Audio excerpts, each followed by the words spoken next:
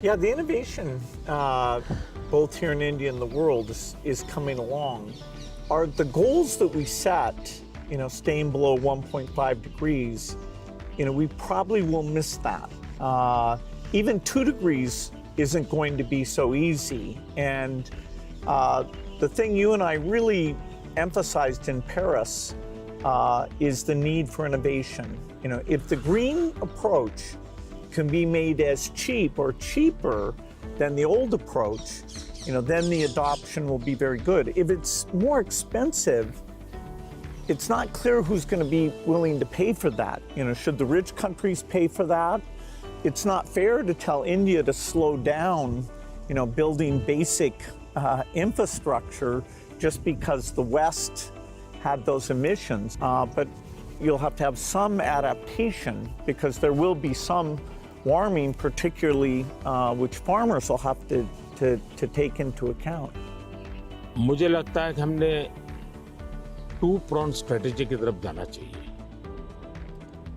एक तो है इनोवेशन, और इनोवेशन में हमारी जो रिक्वायरमेंट्स हैं वो क्लाइमेट फ्रेंडली कैसे हो, नेचर फ्रेंडली कैसे हो, उसमें इनोवेशन हो।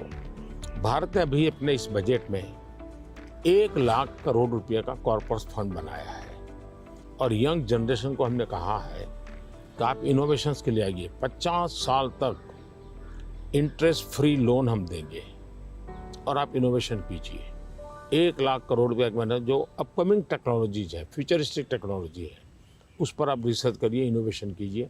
तो मैं एक तरफ उनको प्रोत्साहित करूँ, लेकिन दूसरी एक बात है जिसको गंभीरता से ले, और ये वो लाइफस्टाइल। और इसलिए मैंने मिशन लाइफ शुरू किया है। और मैं जब लाइफ कहता हूँ तब लाइफस्टाइल फॉर एनवायरनमेंट, क्योंकि हमारी रोजमर्रा की जिंदगी में अगर हम क्लाइमेट फ्रेंडली लाइफस्टाइल स्वीकार नहीं करते, प्रो नेचर हम जीवन नहीं जीते हैं, तो हम बाहरी कितने ही प्रयास क्यों न करें, हम नए नए इनोवेशन करेंगे, नई नई चीजें जोड़ते जाएंगे, हम अपनी जिंदगी को ऐसी कैसे बनाए। अब हमारा मुसीबत क्या है, हमारा प्रगति का आंक क्या, तो भाई कौन सा देश कितना स्टील उपयोग करता है, कौन सा देश पर कैपिटल कितना एनर्जी कंज्यूम करता है, उसके आधार पर उस देश की इकोनॉमी में जा।